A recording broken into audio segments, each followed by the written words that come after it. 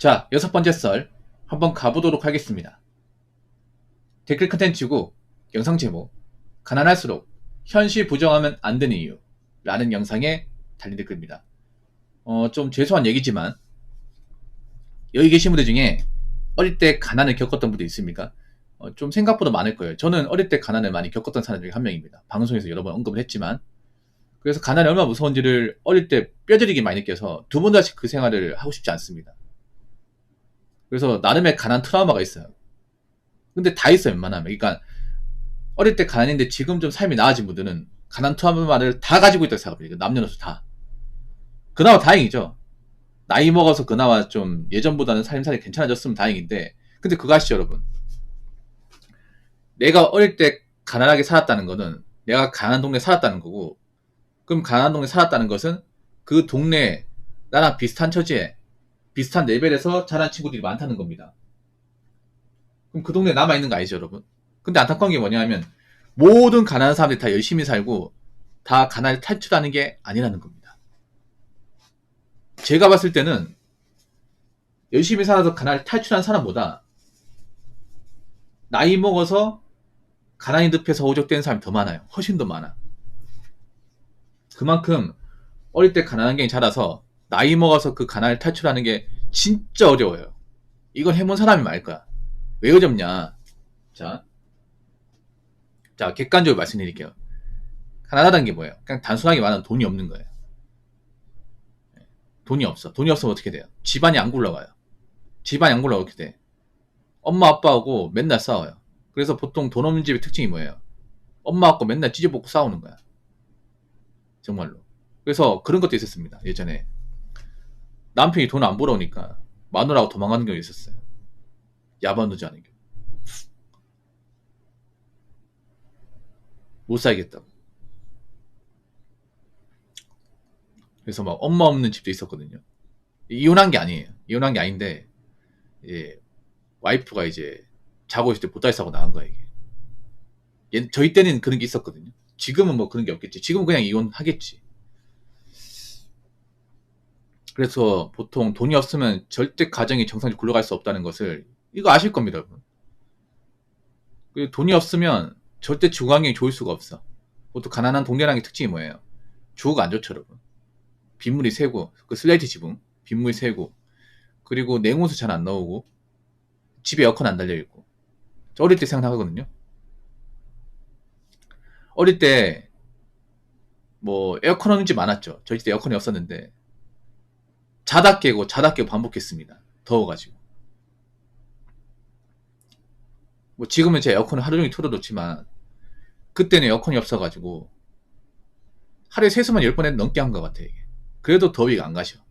그 집도 굉장히 또, 온기가 안 빠져가지고, 여름에는 덥고, 겨울에는 춥고, 그런 집 살았단 말이에요. 그러다 보니 집에 살 수 있는 게 아무것도 없어. 제 오락실에 살았거든요. 옛날에 이제, 방학 때. 왜 살았냐면, 집보다 나은 거야. 집은 워낙 더워서, 가만히 앉아도 할 수 있는 게 없어. 땀만 나고, 찝찝하고. 오락실은 그래도 선풍기 있고, 에어컨 틀어주잖아. 중간에 이제 정수기도 있고, 물 마시면 되고. 집보다 나은 거야, 이게. 진짜로. 그래서 오락실 자주 갔었거든요.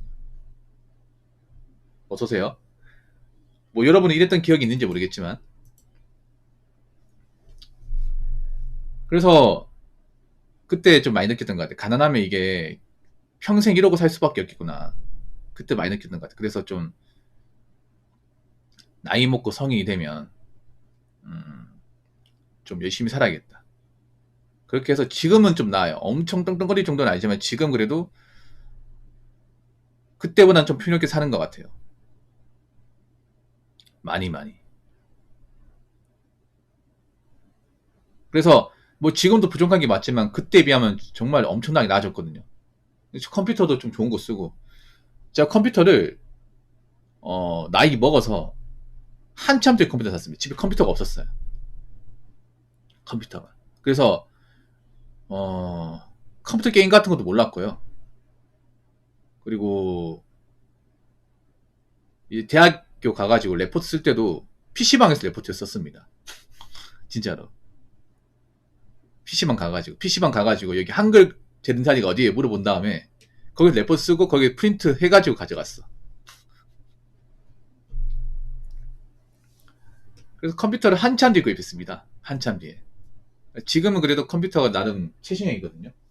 그래서 그때보다 엄청 나아졌지. 지금 에어컨도 틀고 있고 컴퓨터 좋은 거 쓰고 내 책상도 있고 내 방도 있고 언제도 금전적으로 그렇게 부족한 상황도 아니고. 그러면 내가 왜 이렇게까지 가난을 탈출하고 그래도 괜찮아졌냐? 뭐 제가 대단한 사람이라는 걸 얘기하는 거 아닙니다. 전 현실을 부정하지 않았습니다. 현실을 인정했습니다. 어릴 때부터 현실을 인정하는 것이 당연했습니다. 우리 집은 가난하고 난 별로 대단할 거 없고 내가 정신 안 차리면 이 집구석은 절대 나아지지 않는다. 그래서 뭐 계속 이랬던 것 같아요. 계속 어릴 때부터 아르바이트하고 했던 게 당연했던 것 같아. 고등학교 넘어가서 용돈 받아본 기억이 없어요. 용돈 알바하다 보니까. 그래서 남한테 뭔가 이렇게 금전적으로 기대본 기억 자체가 없어요. 이게 자랑이 아니야 이게. 근데 그렇게 해야 돼 이게. 내가 뭔가 이제 지금 현실에 뭔가 나오려면 내가 똑바로 못 살면 우리 집은 답이 없다. 그런 생각 어릴 때부터 품어왔던 것 같아요. 내가 만약에 뭐 논팽이가 되고 일을 안 하면 우리 집은 절대 나올 수가 없다는 것을 일찌감치 깨달았던 것 같아요. 그게 엄청나게 도움됐던 것 같아요. 그래서 가난을 탈출하기 위해서 가장 중요한 거는 현실 인정. 근데 현실 인정한 사람이 그렇게 많이 없어요. 모든 가난한 사람이 현실을 다 인정하는 게 아니야. 현실을 부정한 사람도 많이 있어. 현실을 부정하면 어떻게 되는지 아세요? 돈을 벌어서 소비로 가게 됩니다. 소비로. 돈을 벌면 남자 같은 경우에 차를 산다거나 여자분들은 얼굴 성형을 한다거나 아니 비싼 옷을 입거나 이렇게 돼. 그래서 보면 직장을 다니는데 왜 가난 탈출이 안 되냐면요. 왜 그런 사람들 있잖아. 어릴 때 가난하게 자다 보니까 남들 하고 싶은 거 못하고 한 맺힌 사람도 있죠. 그런 사람들이 나이 먹게 되면 돈 벌잖아. 버는 족족 써버립니다. 근데 문제는 그렇게 써버리다 보니까 돈을 모으지 못해. 돈을 모으지 못하니까 나올 수가 없어. 그 동네를. 계속 그 동네에 사는 거야. 그런 분들이 좀 있었거든요. 그분들이 현실을 인정하지 않은 거죠.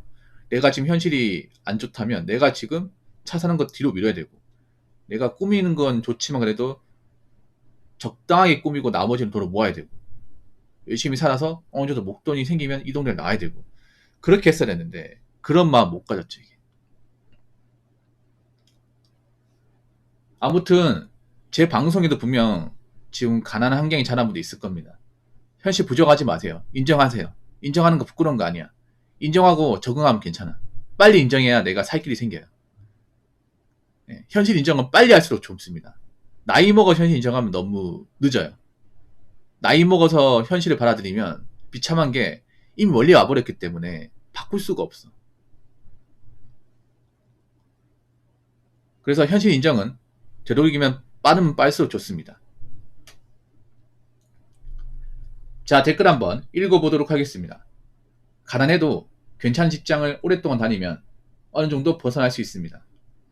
직장에서 4대 보험 다 해주고 무상으로 식사 제공까지 해주면 어느 정도 돈도 모을 수 있습니다. 거기에 알뜰하게 살면 더 돈을 모을 수 있습니다. 라고 적어졌습니다. 그래서 일단 가난한 분들이 가장 중요한 건 뭐냐면 어느 정도 고용 보장이 되는 직업을 가지는 거예요. 이게 정말 중요해요. 돈을 엄청 많이 버는 것보다